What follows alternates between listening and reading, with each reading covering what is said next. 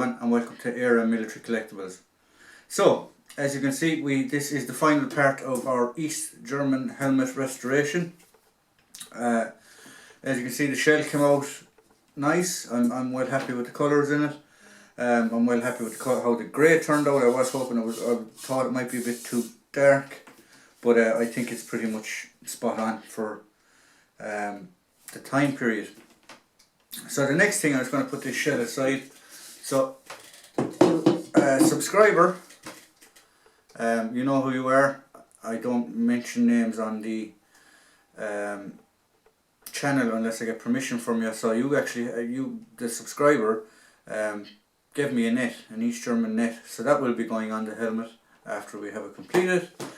This is the liner. Now, it is marked here on the inside of the sweatband. It is marked NVA, but the date has rubbed off, unfortunately. But it is marked NVA. I don't know if you can barely make it out. It's marked in here on the top of one of the tongues as NVA. I've washed down all the plastic already, put it back together. I'm going to show you pretty much how to dub your leatherwork, or how to keep your leatherwork in condition. I did do a tiny bit of leather work on the soft spots, or on the hard spots of the actual brow band and the top of the helmet, shall we say, the cradle of the helmet. And I am going to do some work on the leather work, the chin strap namely, and this side as well. Now the clasps and stuff on this do need a bit of work. I do need to put more work into them, but for the video they will suffice. At the minute, I don't know if you can see them, they're a bit oxidised. They will need a cleaning with a scotch cloth and maybe an oiling and stuff like that.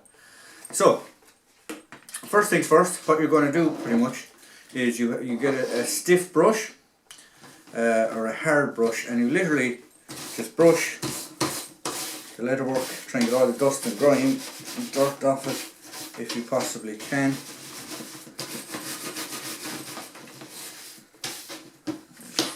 Over.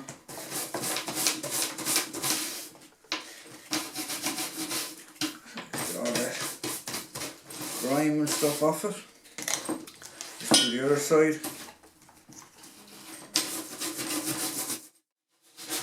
Now, just pretty much all the grime and the dirt off it. So we'll start with the longer one first. Now you can actually remove these from the helmet if you so wish. I don't believe there's any need to, because where they're actually joined onto the helmet are supple enough that this is the part that is starting to become brittle. So the next part is you open up your dubbing or your leather conditioner, whatever you prefer. You can get them from boot shops, horse shops, any place horse that does saddlery, leatherwork, things like that, you will come across dubbing. The next thing is to get another brush and just lightly take some dubbing off the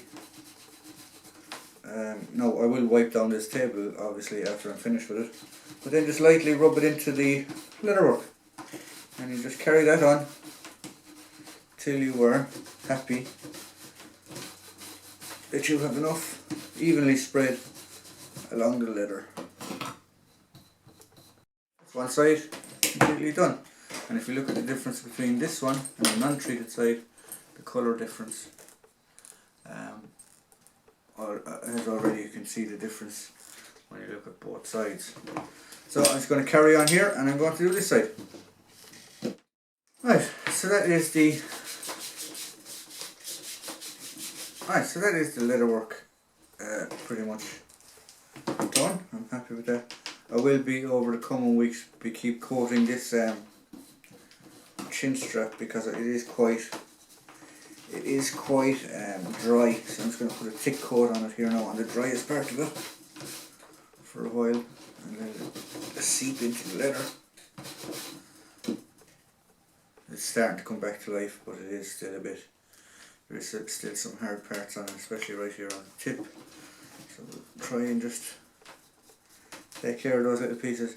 Now in general, your military collection should get a bit of maintaining, a bit of care and attention every now and again.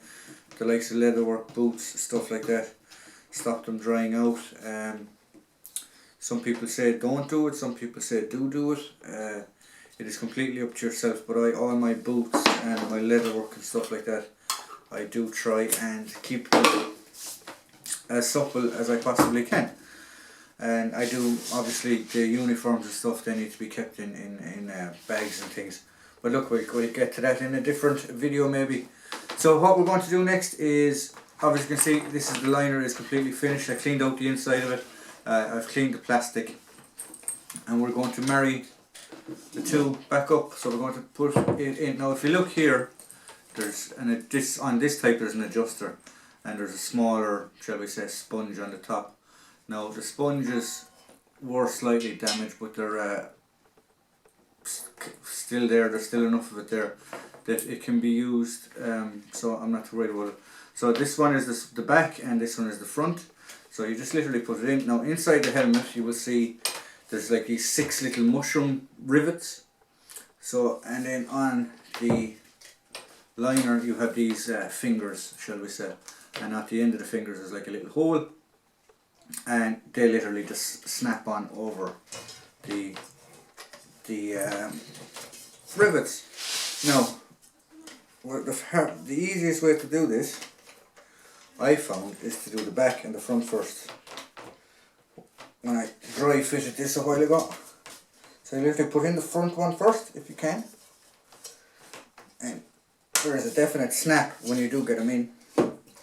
Then you do the back one, and once you have that done, it is just a matter of snapping the rest in place.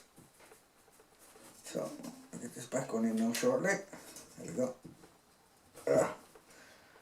There you go, that's the back one done.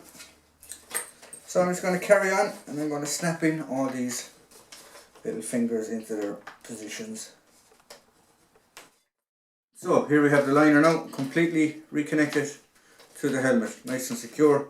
Happy with how the leatherwork is turning out in it, happy with how the helmet is turning out in general. So the next thing what we're going to do is we are going to put the net on it. Now if you look at the top of the net, there's actually a hole for the way it's been woven, and this little rubber piece here, because there's hooks, it just protects the hooks.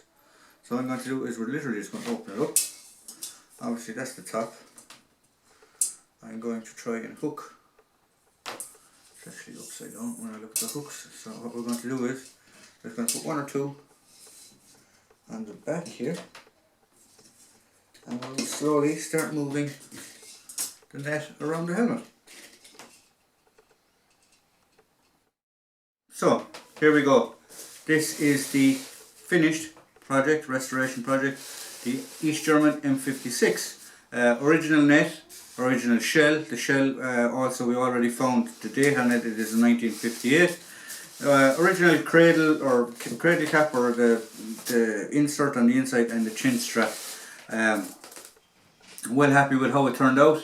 The colour, the whole lot, we already talked about that. There is 1 or 2 pieces that I need to touch up with a paintbrush or something like that, that because of these little hooks on the chin strap, it scratched the paint. I'm not actually really worried about it, but I'd be afraid that rust would start to build on them, although it probably wouldn't with the undercoat underneath it, and we did sand it down. So I hope you enjoyed the completed project. I hope you liked it and you learned some information from it. If you like what we provide here at Era Military Collectibles, please like, please subscribe, please leave a comment below. It helps with the channel to build. If you ever want to get in contact with the channel, there's always an email to get in contact with the channel at the top of the video description. Thank you.